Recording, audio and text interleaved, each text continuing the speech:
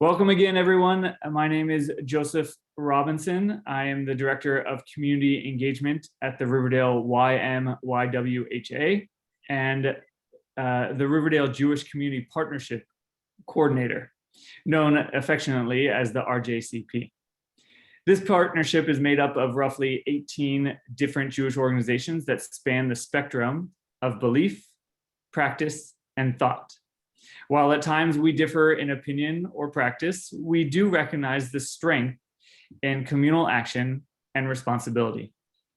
The increase in hate crimes against Jews and against many others over the past few months is intolerable, and we say no more. It is crucial that we continue to stand up against anti-Semitism and all forms of bigotry. And to that end, we have gathered tonight to help provide a bit more education and understanding around effective strategies when observing discriminatory harassment and safely confronting hate speech and crime in person or online. I'd like to bring forward our partners in this process, Orlando Torres and Yona Bayarin from the New York City's Commission on Human Rights. They'll be able to present for us tonight. Yona will be monitoring the chat if you have other questions and you want to put them in there. And I'll let them take away the show. Oh, apologies. One other additional thing. This is being recorded, so if you miss anything, your internet goes out or something happens, you will have the opportunity to get it later. Though the slide deck, the slides will not be shared publicly outside of this space, just so you're aware. So if you know how to capture an image and you want to do so, we invite you to do that individually in your own home. Orlando, Yona? Thank you so much, Rabbi Joseph. On behalf of the New York City Commission on Human Rights and the Bronx Community Service Center, want to thank you, Riverdale Y, RJCP, for inviting us here tonight. My name is Orlando Torres, and I'm the director of the Bronx Community Service Center for the New York City Commission on Human Rights. I'm going to be presenting our very abbreviated version of the bystander intervention training tonight. My colleague Jonah will be with me here as well, as you mentioned, monitoring the chat box and kind of filling in anything I miss. But I just want to say that our office in the Bronx is located on the corner of Arthur Avenue and Tremont Avenue. We are kind of half open at this point to the public, but I am available, at any time, really, definitely all work hours, by phone or by email, and I will be leaving my contact information in the chat box. I want to encourage anyone, whoever has a question or a concern related to the human rights law of the city, please reach out to me. I will get you the answer. If I don't have it, I will connect you to the best of my abilities with folks and organizations who can assist with anything you might need help with. I'll pass it over to Jonah so he can introduce himself. Thank you, Orlando. Thank you so much, Rabbi Joseph. Really appreciate the opportunity to be here. Again, I'm the Jewish Communities Liaison for the Commission on Human Rights. You're going to get to hear a little bit more in a moment from Orlando about what the Commission does and some of the protections that you get as a New Yorker from the human rights law and from the Commission. For now, I just want you to know I'm your public servant. I'm here to serve you. I liaise for the city of New York, for specifically the Commission on Human Rights to Jewish communities. And we are here to make sure that you get fair and equal treatment as a New Yorker in just about every walk of life, no matter who you are, including as a Jewish person if you are Jewish. Everyone deserves that living in New York. And I'm here to be available to you if there's any way that we can help make sure that's happening more in your life, help make sure that you and your neighbors have good relationships. Any part of that, that's what I'm here for. If I'm ever slow in responding to you, it's because, Kanahara, we've got about 1 million New Yorkers, so 1,000,000 to 1 ratio means I've got a lot on my plate. But I'm going to put my email in the chat right now so that if you ever want to reach out to me individually, please do so. And know also you can reach out through your community leadership. Rabbi Joseph is often in touch with us. Rabbi Bob Kaplan, I see, is also on this call, someone we work with closely. So you can also reach out through your community leadership. Hand back to you, Orlando. Thanks so much, Jonah. Okay, I'm going to share my screen.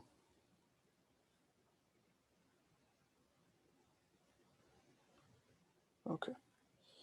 So we'll get started. As I mentioned, Jonah and I work for the New York City Commission on Human Rights. And so our agency is a city agency, within local city government, just like Department of Education, the Fire Department, NYPD. But we are charged with the enforcement of the human rights law specific to the city, as well as with educating the public and encouraging positive community relations around this law. Our commission has 4 separate divisions. They are the Law Enforcement Bureau, the Community Relations Bureau, the Office of Mediation and Conflict Resolution, and the Office of the Chair. And so Jonah and I are kind of part of the Community Relations Bureau. Myself, I work out of one of our borough offices or community service centers. And Jonah is actually a citywide role as a Jewish communities liaison. The Law Enforcement Bureau, as you can probably guess, are the lawyers who basically investigate the cases and assist with the specific, legal advice and help when folks have gone through a situation of discrimination or harassment, whether at work, at home, or on the street in New York City. And so there's a question here below. I won't pose it to the group because everyone is muted, but we speak about, I believe it's over 30 different languages. Jonah, correct me if I'm wrong. I believe our staff is now capable of speaking about 30 different languages. And so folks should feel empowered to reach out to us, in their native language. If there is a language that we do not speak, we do have the capacity and the ability to connect to an interpretation service that will allow you to communicate your specific question or concern to us. So what exactly is the New York City human rights law? Before we go into kind of our workshop on bystander intervention, what that means and what the best kind of tactics are, we like to give it like an overview of, in general, what is the human rights law and how is it specific to New York City? So this law is really one of the most comprehensive civil rights laws in the nation. And essentially what it does is prohibits discrimination in several areas of life. And those areas are employment, public accommodations, housing, discriminatory harassment, which is what we're going to focus on tonight, bias-based profiling by law enforcement, and retaliation. So just very quickly, employment is pretty self-explanatory. Discrimination, whether you're at a job or looking for a job, is illegal in New York City. Public accommodations refer to essentially any place outside of your home that provides a good or a service. It does not have to be publicly owned or operated, right? It can be a privately run restaurant, but or like a movie theater or bookstore, or it could also be a publicly owned or run space like a park. Housing, refers to public or private housing. And discriminatory harassment, which we're going to focus on tonight, is essentially street harassment. And so when we talk about, bystander intervention, what that means and what it entails, we're talking about witnessing, observing harassment or discrimination on the street and wanting to do something about it. So something, an important element of our law to keep in mind is that is this idea of protected classes, right? And so protected classes are the reasons why an individual or a group cannot be discriminated against or harassed in those other areas that I mentioned: housing, employment, public accommodations. So these are essentially the reasons that we're looking for whenever we investigate a situation, or if LEB is looking into a case. We're always going to look for what was the protected class in question that may have caused the unfair or unequal treatment, right? So many of these are kind of obvious, right? Race, age, immigration or citizenship status, religion, sexual orientation, gender, and some of these are specific to certain areas of the law. So for example, in housing, right, you cannot be discriminated against because of your lawful source of income, which is kind of a legal way to say a housing voucher, right? In employment, you cannot be discriminated against because of your arrest or conviction record when you're looking for a job. Likewise, you cannot be discriminated against because of your credit history. Um, you cannot be discriminated against based on your housing status in cases of bias-based profiling from law enforcement. So certain protected classes are specific to certain areas. This first column on the left with the majority of the bullet points, those protected classes apply to all the areas under the law. So, as everyone is well aware, over the past few years, and really even before that, the New York City Commission on Human Rights has tried to do its best to respond to current needs. And unfortunately, a lot of those needs have been based around discriminatory harassment in public places, based on xenophobia, based on religious discrimination, and race discrimination. And so we're going to talk a little bit about what some of the numbers look like in those areas, and then we'll get into some bystander intervention tactics.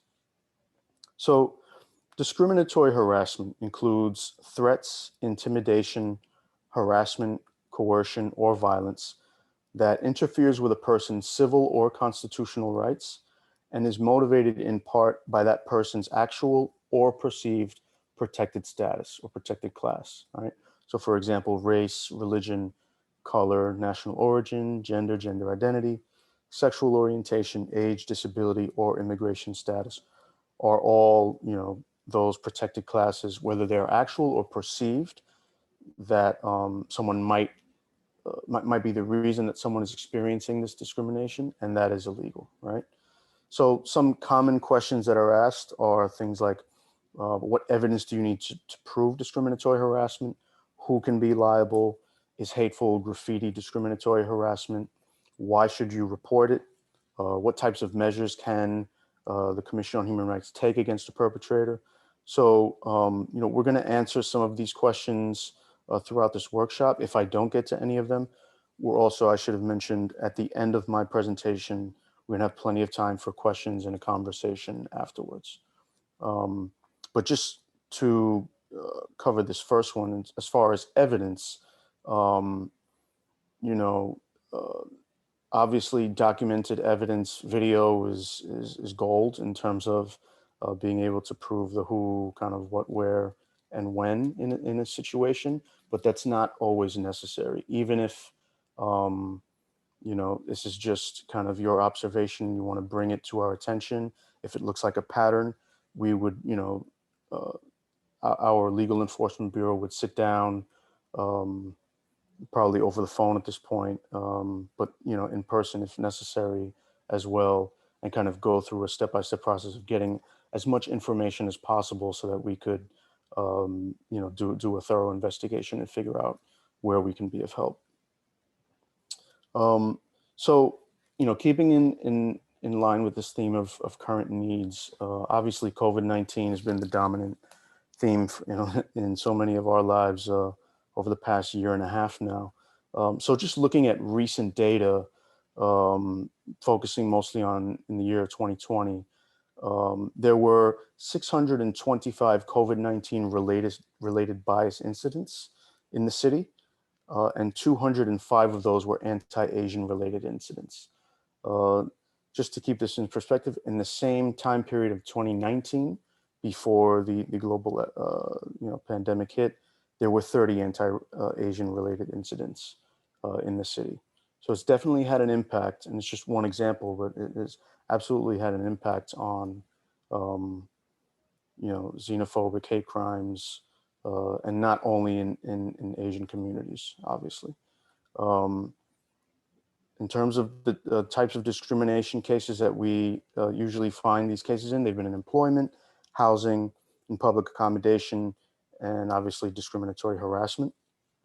And so when we're looking at facing discriminatory harassment in the city and being bystanders and intervening as bystanders, what we like to do as a commission is talk about two sets of tactics that can be really helpful. Um, and so the first set are the 5 Ds of being a bystander or upstander, as we like to say. And I should mention that um, this list of 5 Ds, so that's delegate, distract, delay, document, and direct. This was a concept kind of created by a group called Holla Back, who specializes in bystander intervention in in all of its different forms. And you can definitely check out their website if you want a lot more detailed information on how they approach it. And they also talk a lot about history of bystander intervention and the history of xenophobic hate crimes and discriminatory harassment in public. And I can share that information as well. But I just want to kind of give them their shout out for this for these tactics, right? So we start with distracting, or we can start with well, let's start with distracting for now. So distraction is kind of a subtle and creative way to intervene, right? The aim here is simply to kind of derail the whether it's the argument or a fight, maybe that a physical fight that's happening that you're observing. It's kind of a way of inserting yourself into the situation, but also ignoring the harasser or the aggressor, right? So you can interrupt the situation by pretending that you're lost and asking for directions, right? Pretend that, or maybe you can pretend that you know the person that's being harassed, right? Talk to them about something random, right? You can just kind of get in the way and get in between the harasser and the target, um, and maybe accidentally spill something or drop something. It could be a cup of coffee, it could be the change in your pocket, right? All these kind of things kind of throw a monkey wrench in the situation that's really hyper focused on two parties. And you're putting yourself in the middle in the hopes that that will de-escalate the situation and calm folks down.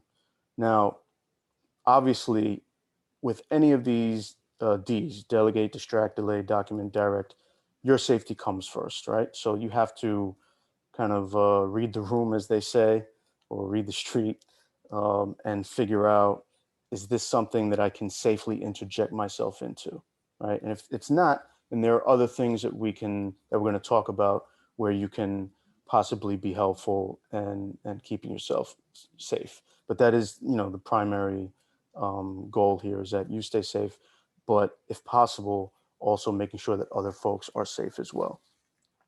So um, next, I'm going to talk a little bit about delegating, right? So delegation is when you ask for assistance or a resource from a third party that's not involved in the conflict. So this could be someone working in a store that's right next to the conflict, or a bus driver, or maybe if a police officer is nearby, or even like a transit employee. We've seen a lot of incidents in public transportation.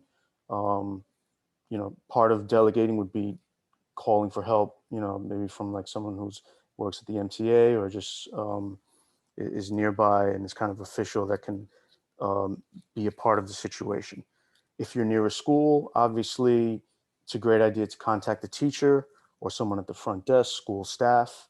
Um, College campus, same kind of deal, reaching out to someone at the front desk in those places is often very helpful and can kind of de-escalate the situation.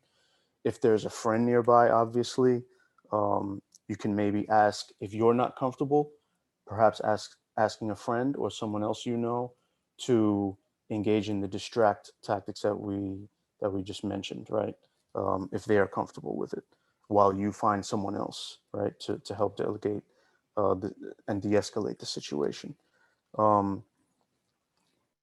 So that's kind of usually what we talk about in terms of delegation.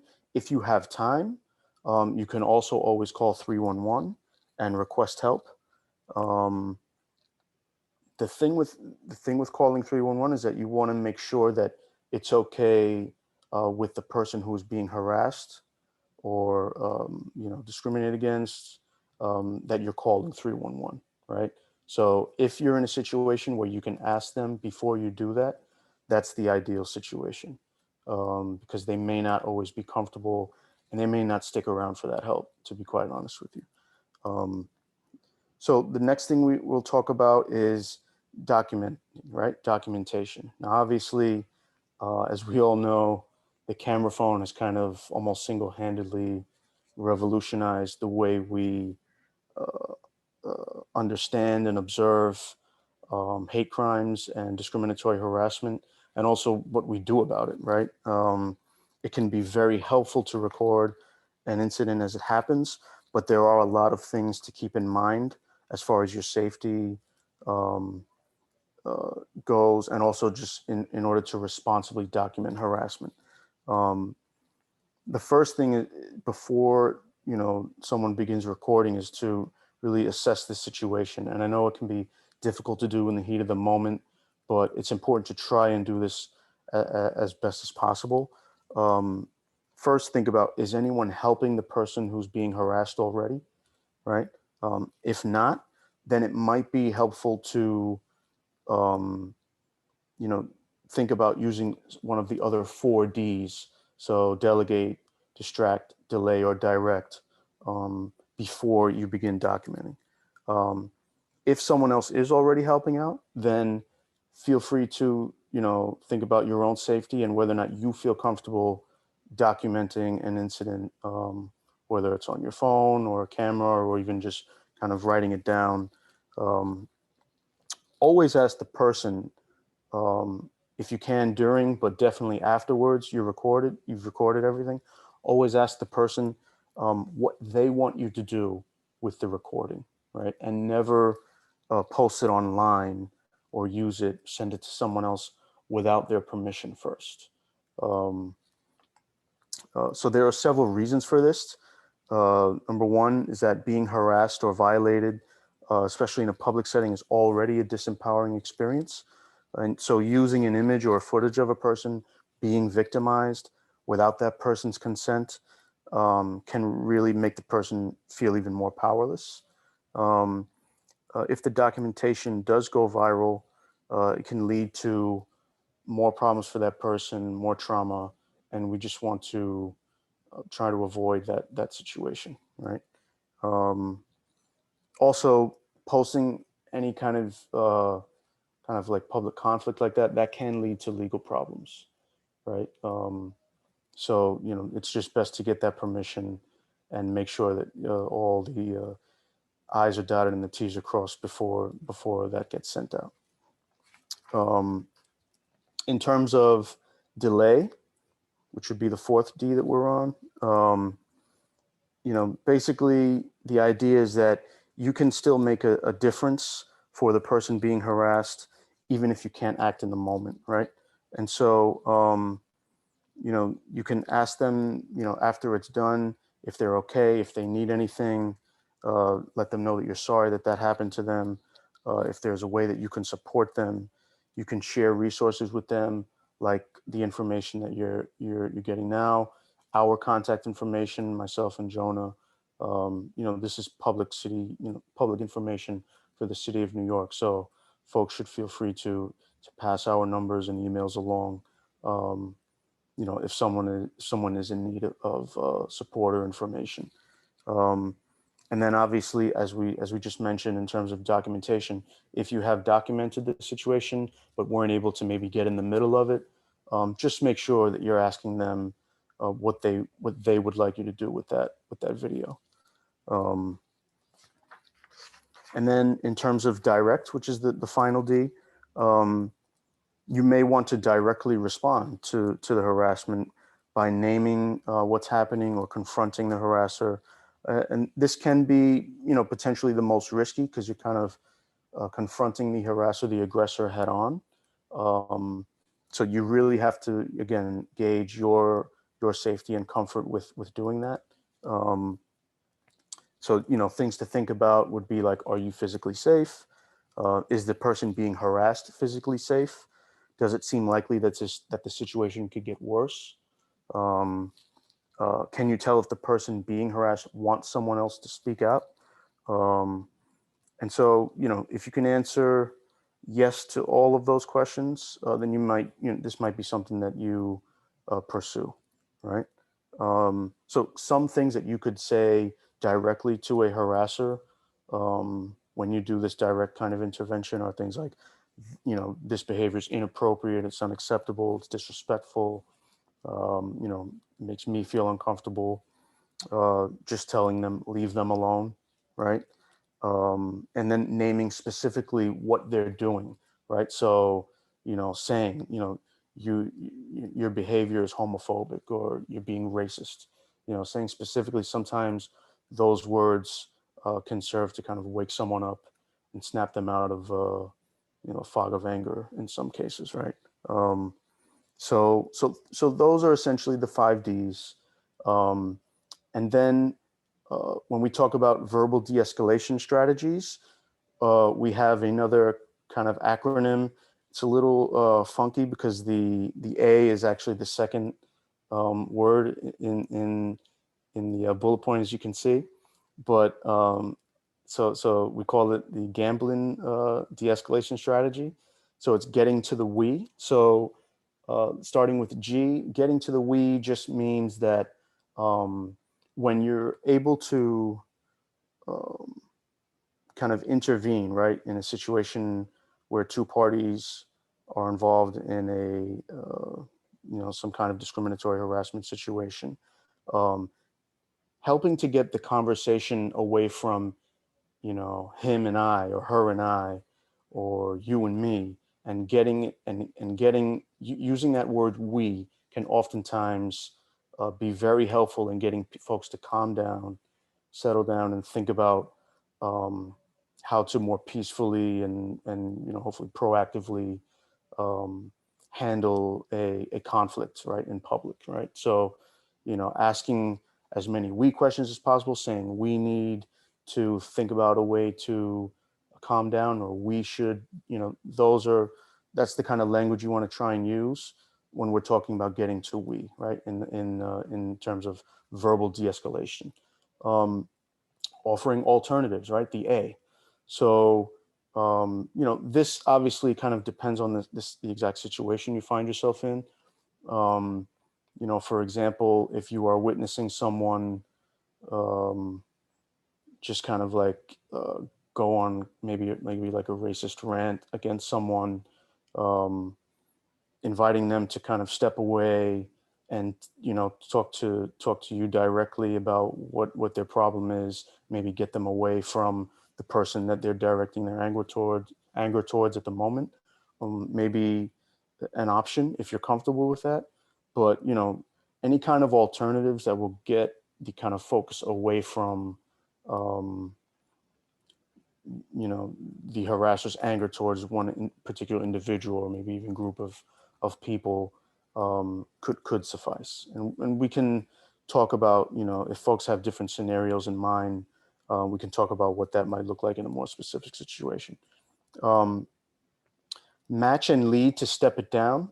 So this is kind of an interesting verbal de-escalation strategy that takes a little bit of skill and unfortunately, in my point of view, a little practice. What it means is that when you have, this is for situations where someone is kind of like yelling or being really loud and aggressive with someone. When you're trying to de-escalate those kind of situations, when you're stepping in, what you want to try to do when you match and lead to step it down is you will enter the conversation as a bystander or upstander, matching that volume level, matching that kind of intensity, but then consciously immediately bringing it down, right? Literally in terms of your volume and intensity and what you're saying. And oftentimes what you'll find is that the aggressor will match you. As you bring it down, they will bring it down as well. Um, doesn't always work, right? But it can work and has worked in the past. So we like to offer that as a tactic as well. The broken record, the B in gambling, refers to just kind of repeating one statement over and over again. Whatever that statement is, oftentimes that can be paired with maybe something you use in the direct tactic, where we talked about in the 5D. So like we talked about when you're approaching someone directly and in terms of an intervention and saying like leave them alone. The broken record theory would be to just repeat that sentence, leave them alone, until they just get tired of trying to argue that down, or maybe they just walk away, or whatever. Obviously it depends on the person you're dealing with, but that can also be an effective tactic, just repeating the same sentence over and over. Lose to win just kind of refers to, as it says there, picking your battles, right? Sometimes an argument needs to be lost in order to keep the peace, right? And so again, our priority is always the public safety first. And so if that means losing an argument, if that means sometimes dealing with some level of verbal harassment just to get safe, then that's fine. It doesn't mean that we can't document and take action at a later time. Sometimes, though, in the moment, it's important in order to keep folks safe that that maybe there is no response at that immediate time, right? I statements essentially just refer to when you're intervening in a situation, keeping the focus on you as the third party and getting the focus away from the victim, right? Or the person who the aggressor is kind of centering their anger towards, and bringing it to you, so that they can kind of be distracted.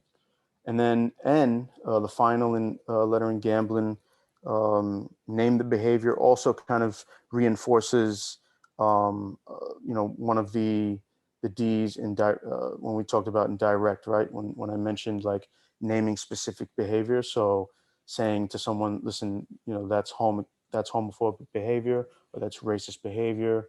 That is essentially what naming the behavior is.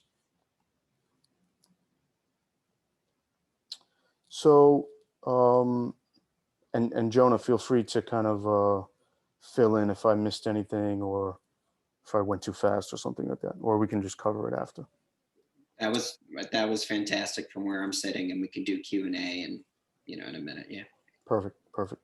So I will just go quickly over the process at the Commission on Human Rights on what happens when someone brings a case of discrimination or harassment to us, right? So this would apply not only to discriminatory harassment on the street, but in any other area of the law, whether it be in housing, employment, so on and so forth. The first thing that happens is that you would fill out an intake form, and this you can do with someone in CRB or in the Legal Enforcement Bureau. Once that complaint is filed, then the Legal Enforcement Bureau, someone there will kind of begin that investigation, and figure out whether or not the complaint will be withdrawn or will be submitted for determination. In that investigation time period is where also mediation would be introduced as an option for the two parties. Both parties would have to agree to mediation, though, for that to be an option, and it doesn't necessarily mean that the investigation won't be complete and it won't go to trial. It's just something. It's an option that we like to offer both parties. Sometimes it can help save time, and kind of we can kind of get to a place where both parties feel that the situation has been justly resolved. And sometimes it's just part of, you know, the complete investigation, and things still go on to trial. In any case, once there's a determination on an investigation, there's either no probable cause or probable cause. If it's ruled that there's no probable cause, meaning that there was not enough evidence to say that someone or a group of people were discriminated against or harassed, that's kind of the end of the road, unless you'd like to appeal, and then that that appeal would take place, and it would go back to an intake. So basically square one, right? If it was determined that there was probable cause, it would go, the case would go to trial at the Office of Administrative Trials and Hearings, where there would be a report and a recommendation, and then the commission's office of the chairperson would kind of deliver a final decision and order, which can also be appealed. Okay, so always contact us again if you think you've experienced or witnessed discrimination. You don't have to be sure, right? Even if it's just a question, please contact us. You can contact us either calling 311 and asking for human rights, or you can call our direct info line, which I recommend also. It's 212-416-0197. And there's just a ton of information on the human rights law and how to contact us, and lots of one-pagers in a lot of different languages at our website, which is nyc.gov/human rights. So now, so that's the end of the presentation, and now I want to kind of open it up for folks to ask questions, make comments, and give us any feedback that you feel is important. So if you have a question, you can do one of a couple things. You can type it into the chat. I've already gotten a couple questions that were directly messaged to me. You can directly message them to me, or just type it into the public chat, whichever you prefer. Another thing is that you can just use the raise your hand function. So in the bottom right-hand corner of your screen, there's a little smiley face where it says reactions. If you click on that, and then you can click on raise hand. I'm doing it now just so you all see. I've got this little yellow hand, top left corner here. Once I'm done, I'm gonna click lower hand.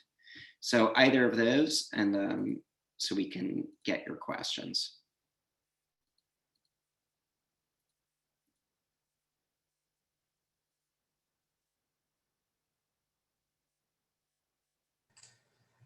Barbara, do you have a question?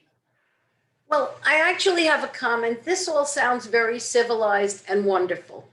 But in a real situation, and this happened to me, you're walking down the street, you see something happening, okay? I'm not young and I'm not particularly strong, but down at the end of the block where I was, this was in the village, I saw a man beating up a woman who was on the sidewalk. It was very fast. There wasn't a lot of time to think, well, what should I do? Am I going to distract? And what happened was I realized I didn't have time to call the police. He was beating her up. Either he was going to continue to beat her up until the police came, or I was going to stop him. But I wasn't close and I wasn't very big, and he was pretty big. So I started to yell, and it was strange. A voice came out of me that I have never made before or since, a humongous, scary voice. And I started to yell, "Get your hands off her. Leave her alone. I've called the police. You better leave now." Now, he couldn't see me because it was sort of dark and I was halfway down the block, but he got off her, he looked around, and then he stumbled away. And I was walking toward her to help her, but she got up and she stumbled away in a different direction before I could reach them, okay? My feeling is this: everything you told us is great, but on the spur of the moment, when you see someone harassing someone or something's happening, I don't know how much time you have to think about all of this. You react. And what's the best reaction if there's no time to call the police and you're not really big enough or feel secure enough to intervene? Yeah, thanks for that. Orlando, I'll take the first response. Okay, cool. Well, first of all, thanks for sharing your inspiring story, Barbara. I think, thanks for being an everyday New York hero. Definitely got a lot of people cheering you on here. So, um, yeah, I guess two things that you brought up that I'd like to address. One is about, things happening fast, and what do we do to respond? Well, for me, I've taken a bystander training as just a trainee, a participant, easily a half dozen times. It's something I do kind of like first aid training or something like that. I know that I need to keep in practice on it so that I have my best shot in the moment of my best reaction when things are more tense. So that's just something I suggest to everyone here is if this is your first, think of this as, your first for this year, and then you're going to do one in a year, or you're going to get to keep practicing. Um, the second thing is there's really a range of situations.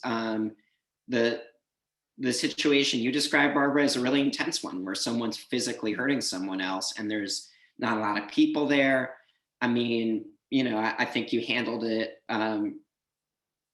I'm really admire how you handled it, and not all of us would be able to figure that out in the moment or do it effectively or safely for ourselves. So, that is an intense situation. I'll say also, um, if you can imagine sitting on the subway, if you remember those times, I was on the way to work a year and a half ago and was sitting on the subway, and this guy just started standing really close to a woman sitting across from me in the morning commute, and just started talking to her, and she didn't want to talk to him. And I could tell that something was wrong. He was standing closer and closer, and she made eye contact with me across the subway car, and I realized something's wrong. And so I went up to him and I did this distract thing. I said, "Hey, do you know how to get to the Natural History Museum?" And he said, "Well, it's the wrong train." And I said, "Well, which train is it? That's in Brooklyn, right?" And he said, "No, that's in Manhattan." And then we kind of got into this whole silly conversation. And honestly, I had to hear that tactic 3 or 4 or 5 times at trainings before it occurred to me to try it out. Partly because I was like, this is too silly to work. And then it really did work. And he got distracted and had this conversation, left the car. And then the woman and I ended up having our own conversation afterwards. So that's just to say there are situations that are more approachable. And, it's about a grab bag of tactics that we try to train ourselves into. Yeah, Orlando, do you have anything to add? Yeah, I mean, first, thank you, Barbara, for sharing. I second everything Jonah said. There's no formula, This is not something that this that we can like kind of formalize and say, well, if this happens, X, Y, and Z will definitely result in the, the end result that we want. What you did, Barbara, in the at the moment sounds to me like by far the most effective proactive thing you could do at the time, right? Given the situation and given your circumstance. So that's all that we're, and Jonah made a great point too, is that the more we think about these tactics, the more we do these trainings, just the better we'll be prepared. It doesn't mean that we'll get it perfect. It doesn't mean that we'll even, have the perfect result at the end of the situation. But, it's much better just having these thoughts in our mind and, thinking about what we might do in this situation so that if it does ever come about, we can use our instincts as you did, right, to kind of combine with what we've been trained on, and that way we can kind of just do the best thing that can hopefully get everyone in the safest place. But yeah, there's no formula, so we just have to we do have to kind of trust our instincts, and a big part of that is safety, right? So just keeping that in mind. A couple of questions or comments came up about sort of where to follow up or how. So you can always check our website for more forthcoming trainings. We do these regularly. And again, it's good to practice them often. James put in the chat also highly recommends the Hollaback training. And just put a link in there, which can a little bit more of an intensive session. That's a deep dive. And those are some of the community groups who, particularly Black-led community groups who deal with a lot of harassment on the street and have had to like figure out their own tactics from the grassroots up and really developed it for the rest of us. There was another question that came in earlier about, how to differentiate this from what most of what we've been focusing on is what might be sort of a one-off interaction in the street. What do you do when someone makes a discriminatory remark or a hateful or bigoted remark in a social situation? So, let's say you're at a party or on social media or something, and maybe it's someone that you actually know or have some kind of connection with. In that kind of situation, I found that it can be really helpful to affirm the things that you think you have in common. Sometimes I may even fudge it a little bit. Someone says something naked and I'm like, well, we all think that everyone should be treated equally no matter who they are, right? And the person's like, well, yeah. And then I might ask some follow-up questions about, like, well, how are these people treated in that situation? How are they treated in that situation? Why do you think they should be treated differently here? That kind of thing. And just try to ask lots of questions. And if I need to be really direct with them and say like, that's not okay. Going back to something Orlando said of like, name the behavior, right? Rather than being like,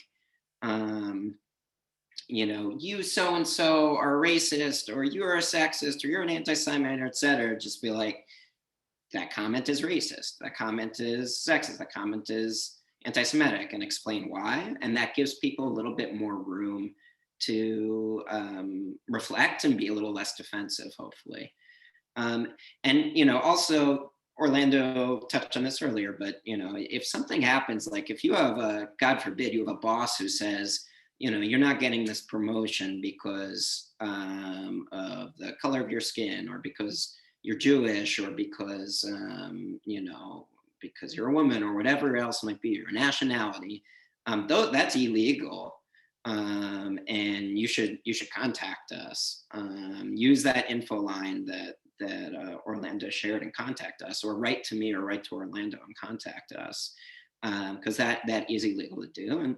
And I'll also say, just like as someone who is Shomer Shabbos, I have an accommodation at work just like any New Yorker can request to not work during Shabbos and Yom Tov holiday times and hours.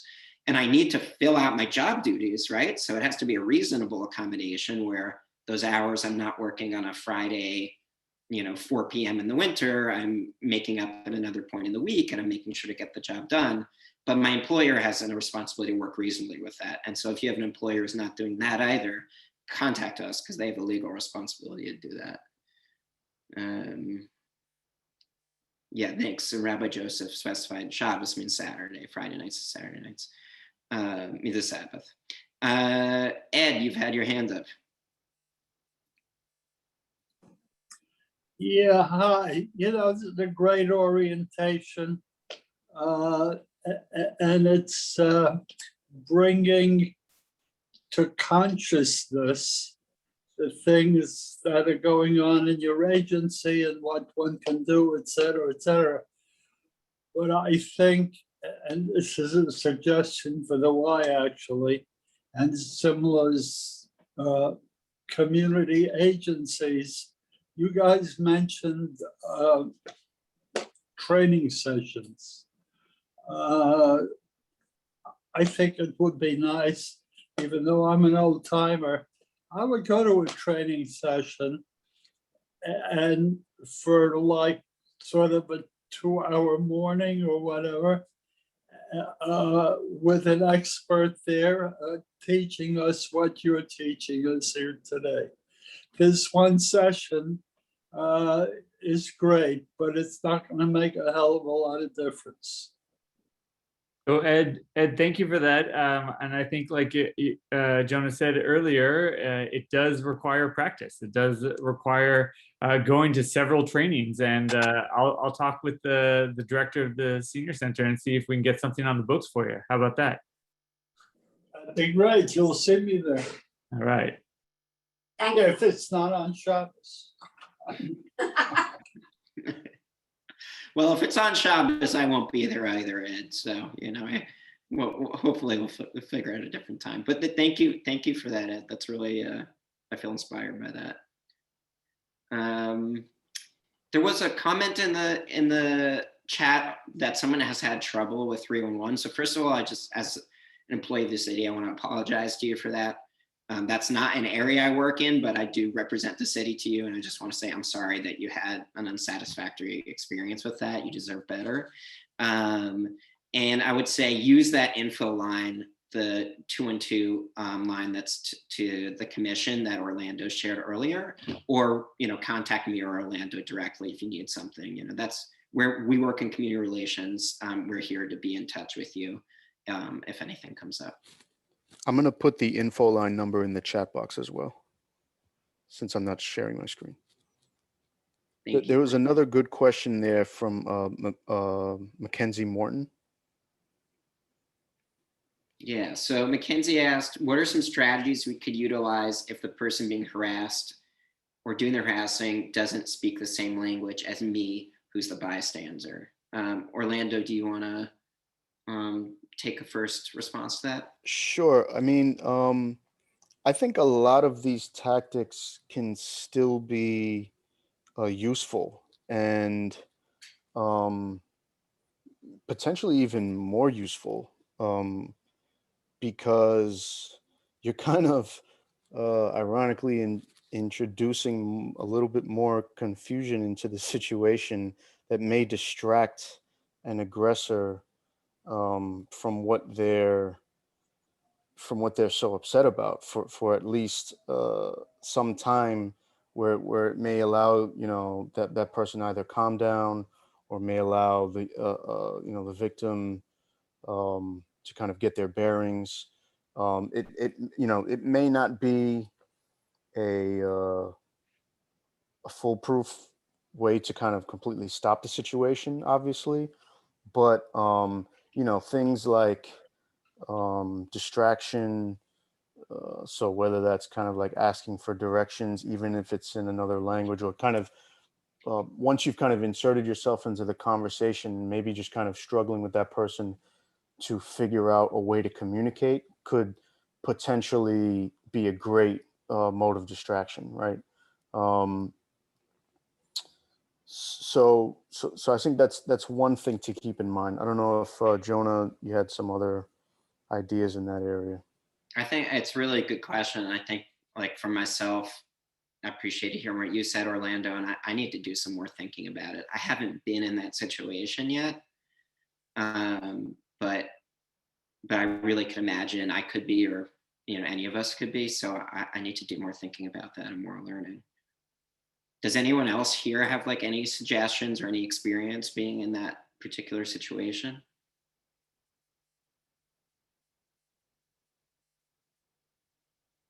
All right, so that's something, at least for me, to think about more for myself. I also want to recognize that it could be, totally intimidating to try and interject in a conversation that's not in a language that you know how to speak, and it might just totally throw a wrench in your kind of ability to intervene at all, right? So that's totally understandable and normal.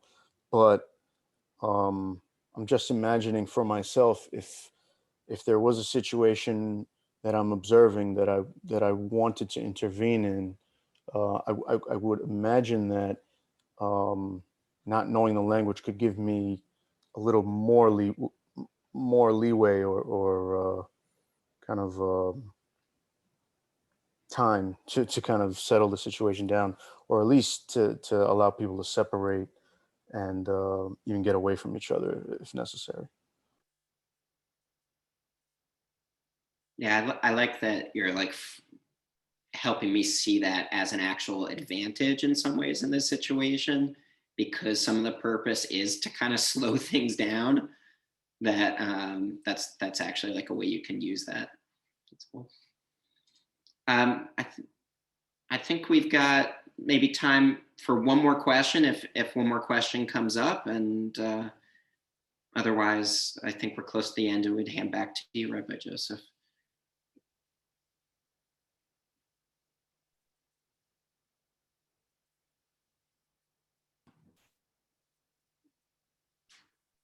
All right, great. We'll hand back to you, Rabbi Joseph. Thank you. As an educator, Yona, I appreciate that long pregnant pause, because there's always that last person that wants to say that one more thing. But the good news is, as one of the things that I will take away from this moment is that you got to keep practicing and got to keep going back to it. So keep asking questions, and Orlando and Jonah have put in their contact information. So if you want to reach out specifically to them, great. If the RJCP can help in any way to facilitate more of these conversations, we'd love to be in partnership and relationship with everyone. So I just want to express thanks as people are doing in the chat right now to Orlando and Jonah for your expertise and your insight, and also like recognizing that none of us hold all the answers, and there isn't one perfect way to do this. That you're also thinking about this. That gives a little bit of help and comfort in trying to do right. That knowing that even the so-called experts, need a little bit of help from time to time. So thank you all for being here and everyone for participating. As I said, this will be recorded, or this has been recorded, and we are happy to share it with you later should you want to practice over and over again. May it be that we continue to look out for the health and well-being of our community, and that we never have to use these tactics and never have to use these skills, but that they will be there for us if and when we do need them. Have a lovely evening, everyone. Thank you all. Thank you. Good night. Thanks, everyone.